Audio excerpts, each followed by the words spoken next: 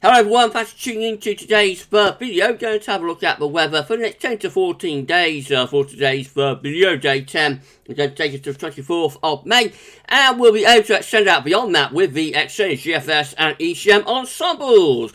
Maybe around a couple of weeks. Have a look at GFS at the end of the video for the next 4 weeks, and that gets us well into June. I think getting to the second week of June, in fact, just about now. So I'll get on that for you in a moment. We're going to have a look at the century temperature for May and also for, summer as well. So quite an interesting sort of opening section to this video. More about that in a second. I want to say thank you so much to Harvey Harbour, who yesterday gave us a super thanks. So thank you so much to Harvey for the super thanks. And Harvey was asking, correct me if I'm wrong, but has every month been warmer than average since last September? Harvey, on 6-1 to 1990, yes it has, I think, which is the old and cold temperature average, encompassing the very cold sort of decade of 1960s and whatnot. On the more modern averages, which is 81 to 2010 and 91 to 2020, then no, that's not quite the case. Actually, January was a little bit colder than average, I think, particularly against 91 to 20. And April also wasn't that far from average on the more modern averages as well. So 61990, yes. Otherwise, it depends on which average you take, but no on the more modern averages. Thank you so much, Harvey, for the question and also for the super thanks. And also I'm going to say thank you so much to Peter Jones for this absolutely incredible donation to GavsWeatherVids, £50. Thank you so much for your super thanks. Peter, that is unbelievable. I was absolutely, gobsmacked when I saw that yesterday. So thank you so much to Peter Jones for the super thanks. Peter saying, Gavin, it's so good to have you back up and running. You provide us weather enthusiasts with such good information and in such a professional way. Big thanks. It's absolutely my pleasure, Peter. Thank you so much for the lovely comment and also the lovely donation. You really didn't have to donate, that amount, but it's unbelievable and it's incredibly kind of you for doing that. And as I say, it's absolutely my pleasure, to do this. It's what I was born to do the weather. I love it, and definitely getting GavsWeatherVids back, getting the weather back has helped with my recovery. Really, my recovery from what's gone on over the past month or two. I was determined to get back. I was determined that we will bring it all back, and because it's what I love to do. I absolutely love GavsWeatherVids, and I love what I do, and so it sort of spurred me on, maybe determined to get back the weather, get back to the weather. I wasn't going to let cancer take the weather away from me, and us and the community that we've built up. So it's my pleasure, my friend, and I'm so pleased that I'm back. I'm so pleased that you are enjoying the content that we're doing, the forecast that we're doing. And I just say thank you so much. Thank you so much to you and everybody else for all of the unbelievable kindness and support that you've been showing to me and also to Mrs. B over the past few months. It's been incredible. It's been amazing. Thank you so much to each and every one of you for doing that. And yeah, it's just incredible. If you would like to give a super thanks, all you do is click the thanks button underneath all of the videos here on the channel, and you can give a donation with your comment. Your comment will be flagged up, as you can see, and you'll get a thank you. You get a thank you and a shout out in a subsequent video. Thank you so much, everybody, for doing that. Wow, what a way to start this video. Right, let's crack on then. So we're going to begin by having a look at the central England temperature. So the CT is currently standing at 12.8. So this is continuing its inexorable rise. We're sitting at 12.8 now for May 2022, which is over 2 degrees, 2.5 degrees above average, 61 to 1990. Average, of course, that is provisional to yesterday, to the 13th May. Obviously, it's going to turn out to be a very warm May. We don't know how warm it's going to be, but it's certainly going to be up there, you know, with really warm months. We've got more warm, very warm, maybe even quite hot weather coming up at times in the weekend, although it will be quite volatile as well. So I imagine it's going to push on up into the 13s. And a lot of people have been wondering, you know, what the summers are like for the following very warm May. So I thought I'd have a quick look at that. I asked Schreier, my good friend Schreier Brim, to create this chart for us. So this is showing the top 15 warmest Mays of the CET and the summers that followed those Mays, whether they were warmer than average or cooler than average. You see, it is a mixed bag. So a very warm May does not guarantee that we're going to come away with a hot summer. I think a lot of people probably think that, you know, having this warm May means that we're probably going to get a very warm to hot summer, but it isn't guaranteed, as you can see there. So I just talked through the chart quickly. So we've got another 15. We've got 2018 actually, May 2018, kind of central temperature of 13.3, and that was actually followed by a hot summer. Of course, that's the hottest summer that we have within the index actually. So that had a summer central temperature of 17.4 with a very, very hot June and July combination. Obviously, August did turn a little bit cooler, but when the summer of 2018 was hot, boy, was it hot in June and especially in July. And then we go all the way up to number one. Actually, the hottest May for central temperature is a long way back in 1833 with a central temperature of 15.1, which just goes to show how hot May can be. You know, May can be a very, very hot month. And we haven't, despite all the warm years and decades that we've had over the past few years and decades, the overall May CET record is back in 1833, and it's unbelievable that we haven't sort of matched that or beaten it in recent decades with all the warming that's been going on. But in any case, you can see that was followed by a cooler than average summer. Summer CET for 1833 was only 14.9. So out of this, we have like 1, 2, 3, 4, and 5 summers that are cooler than average following these very hot Mays. And then we have 1, 2, 3, 4 summers that are hotter than average following these very hot Mays. And then in between we have 1, 2, 3, 4, 5, 6 summers that are around average following these very hot Mays. So it is a mixed bag. It is definitely a mixed bag. And a hot May is definitely not a guarantee to a hot summer. The only thing I would say, though, is that the very hottest Mays, you'll notice, like the top 6, actually, are all very, very long time ago, which seems really bizarre, doesn't it? But we've got, like, in joint 6th place, we've got 1727, 1992.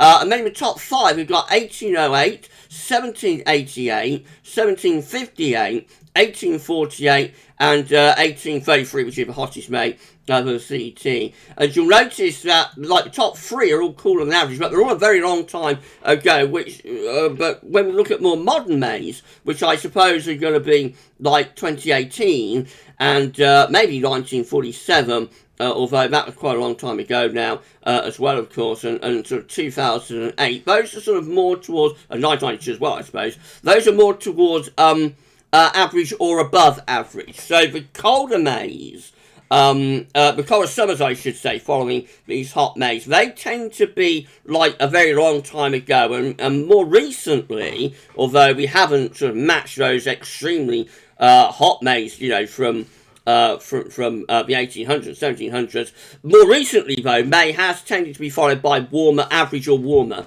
summer. So you probably would favour like an average to warmer summer to some degree, but you can see that there's definitely no guarantee with this. Despite this very hot May, definitely not guaranteed, but we will come away with a hot summer. We may come away with a hot summer, you know, but based on May alone being a hot month, it does not guarantee that we're going to come away with a hot summer. It will be interesting where this May finishes up on the index. I've got a feeling it will finish up in the 13s, but we'll have to wait and see about that, of course.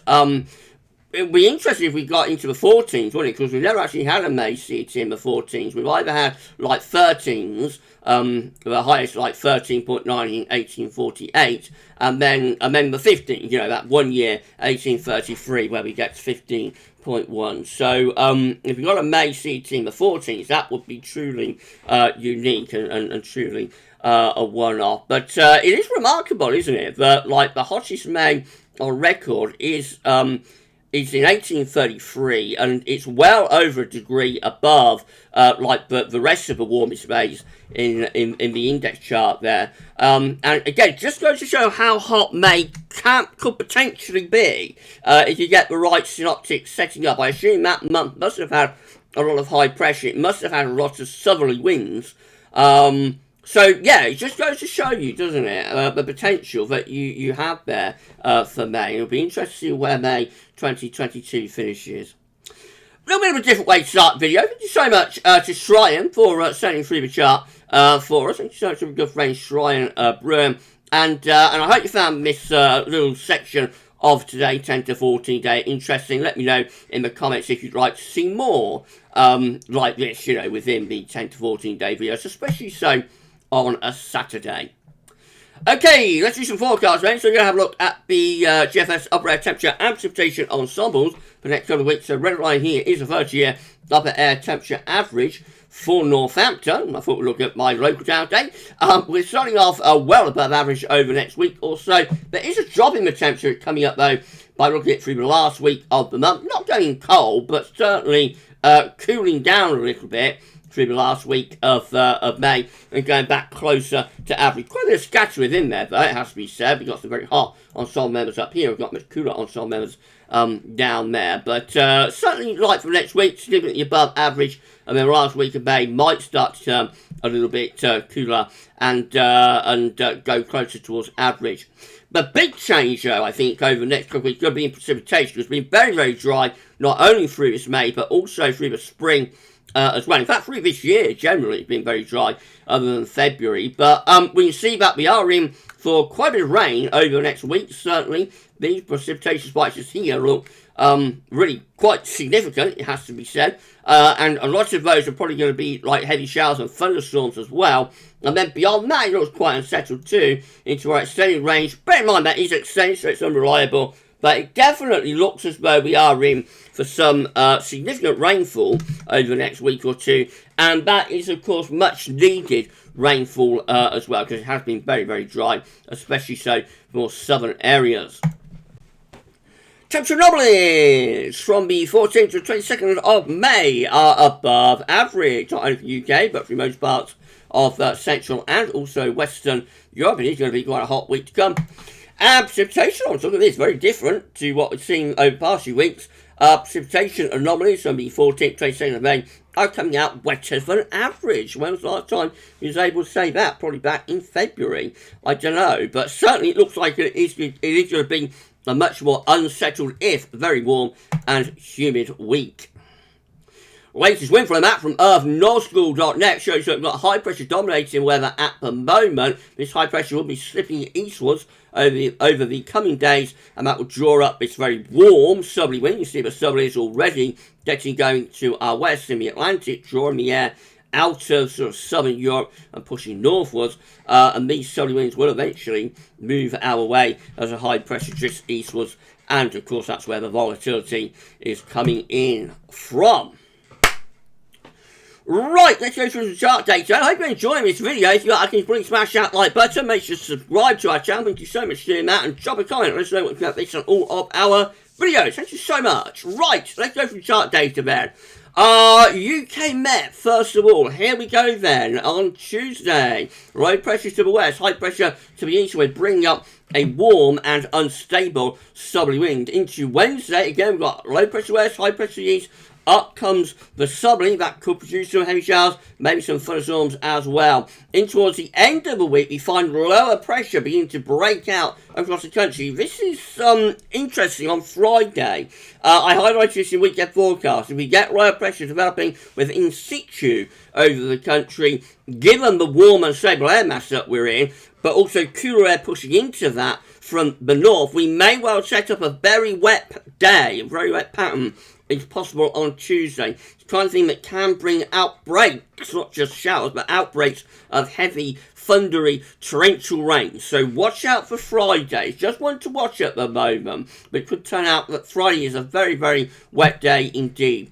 Anyway, by the time you get through to midnight on Saturday, low pressure is developing around the country and cooler air coming in from the northwest as well. This hour GFS midnight run is looking again low pressure out to our west on Tuesday, high pressure to the east with joint winds up from a southerly direction into Wednesday. Again, pulling up those very warm southerly winds. They may trigger heavy showers, possibly even some thunderstorms. And then as we go from Friday into Saturday, look at this, we've got low pressure but sort of developing around the country. That low pressure could bring heavy showers, possibly longer spells of thundery rain. It's definitely one to watch at the end of the week. That low gets out of the way by the time we get through into next weekend, and we're pulling in a much cooler northwest wind that will bring showers with it as well. And high pressure sets up out to our west, low pressure to our east. We go into a cooler sort of northerly type wind as we go into the middle of the following week up to day 10. And then beyond that, high pressure 6 over the top of the country will bring quite a dry weather with it. And of course, when you're coming around the high pressure of a north-northeast direction, not all that warm, but in the May sunshine, it will feel pleasant enough, although nights could be chilly. By the very end of the GFS midnight run, looks like the high pressure is trying to get itself up to Greenland and Iceland, and trying to bring in, I should say, a colder northerly wind. That could bring some showers with it too. This hour GFS 6 there is looking again on Tuesday, drawing up very warm sunny wind. Temperature might go to 27 degrees, 81 Fahrenheit on Tuesday in the south. Wednesday, again, very warm southerly winds. Could be heavy showers, maybe some thunderstorms mixed in too. Then we go into the end of the week, and this area of low pressure develops across the country. That could bring some torrential rain with it as well. One to watch. That low pressure finishes up moving into the North Sea by next weekend, and we pull down a much cooler and showery northerly wind, and then we head up towards day 10 with high pressure reaching back in from off the Atlantic. That starts to turn us drier and warmer by the time we get through to day 10. Acceleration of GFS 6 there pulls a high pressure wave into the Atlantic, and we reintroduce a cooler north or northeast wind that brings showers with it as well. So sorry everyone. And then we finish up on the 30th of May. Again, with high pressure over and to the west of the country, winds coming around the high pressure from the north and northeast direction. So relatively cool, but largely dry, sort of final week to May there. This is the 5-day accumulated precipitation forecast based on that GFS 6 run from the Weather Outlook. See, the next 5 days there will be wet weather around, not that much in the far southeast corner, sort of 2 to 10 millimetres there. But through Wales, the Midlands, Northern England, Northern Ireland, we're seeing accumulated precipitation of like 30, 40, 50 millimetres, telling us that there is going to be some downpours around. But the 10-day accumulated precipitation is looking like that, and more significant rain, even into the southeast corner, like we're going to 15 to 30 millimetres in this southeast corner. And like through the Midlands, Wales, Northern England, we're potentially seeing like 60, 70 millimetres of rain. That's like 3 inches of rain in some areas, up to Tuesday 24th of May, within the next 10 days. Like 3 inches of rain in some areas, which is a very significant amount of rain falling 10 days and could well produce some localised flooding. So from this prolonged dry spell, we may see some local floods, in a few areas by the time you get through today's sort of 5 to 10. We'll have to wait and see. But it definitely looks like we're in for much more in way of rainfall than we've had for quite a long while in the coming week to 10 days. Moving on to GM. Again, we've got low pressure to our west and ridge to our east on Tuesday, drawing up that very warm southerly wind for the middle part of the week. Into the end of the week, again, low pressure developing around the country. How about low pressure develops will determine where the heavy super rain is, but definitely very suggestion here, but Friday into the weekend could be very, very wet for some areas with a risk of torrential rain in places. That low pressure moves through into the North Sea by trying to get through to Sunday and opens the door to some much, much cooler northern wind that will bring showers with it. We finish up with GM back under an area of high pressure by day 10. And then the ECM looks like that. So again, we've got this warm, unstable southerly flow for the middle part of the week into the end of the week. Low pressure wrapping around, potential perhaps a little bit further north and west of this low pressure on Friday. So that could take the wettest weather towards the north and west perhaps, but it all remains to be seen. It's all a long way off, like just under a week away. But in any case, the low pressure will move away to the east through next weekend. We'll pull wind in to much cooler sort of northwesterly, and then high pressure builds back in and returns us to drier weather, probably rather warm weather again by day 10. Bit of a precipitation forecast based on that ECM run from TorreShow.com. So the first heavy showers and potential thunderstorms arrive tonight and tomorrow. They trundle northwards across parts of England and Wales. More heavy showers and storms pushing up from the south tomorrow night, so night into Monday. That forms like a persistent area of thundery rain across Scotland into Monday itself, with heavy showers following along behind. Plus a largely quieter day for the east on Tuesday, but wet out in the west with heavy rain running up the Irish Sea. That's sort of persistent rain rather than thunder. And then into the middle part of the week, again, more thunderstorms clipping in that southeast corner around midweek, and then further showers and longer spells of thundery rain perhaps as we get through to the end of next week as well. Back to dry weather though by day 10. These are the options on the table within the ensembles today for day 10, which gets 24th of May from the Icelandic Met Office, I should say.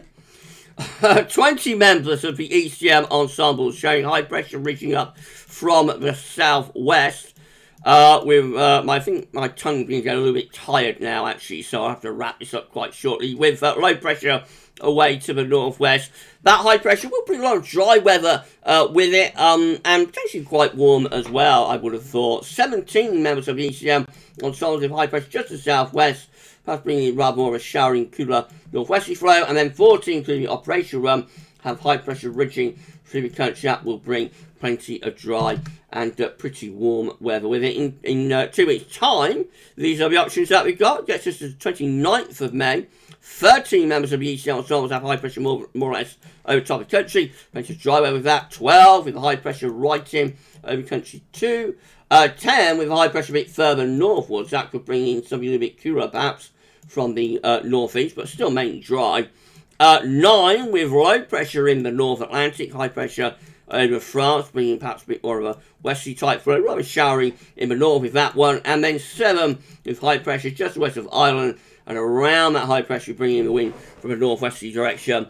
So there's a range of options, but most of them seem to involve high pressure. I reckon there'll be a lot of dry weather as we go into the last days of May. It could though be somewhat cooler. And then finally, 732 brings the 500 millibar height and orange breakdown into week periods. The first week period takes from the 14th to 20th of May. The coming week has high pressure to the east, low pressure to the west, with drawing up a very warm or hot southerly wind, but it will be unstable, it will be volatile, there will be heavy showers and possibly even thunderstorms as well.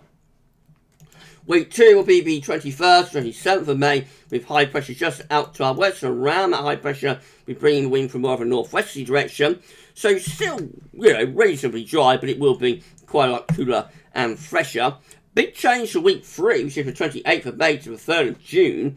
Trough of low pressure sitting over to the east of the country. High pressure pulled out into the middle of the Atlantic. So middle Atlantic ridge combined with trough of low means that we end May and begin June on a very cool and potentially quite wet and unsettled note. Doesn't last long though. By the time we get through to week 4, which is the 4th to the 10th of June, the high pressure is ridging back in from off the Atlantic, returning us to drier and potentially somewhat warmer weather as well. It's all speculative. It's all a very long way off though. So we'll wait and see about that. And we're done. If you enjoyed the video, please smash the like button. Make sure you subscribe to our channel. Thank you so much for doing that. Drop a comment, let us know what you think about this and all of our videos. And don't forget to tell your friends and family to subscribe as well.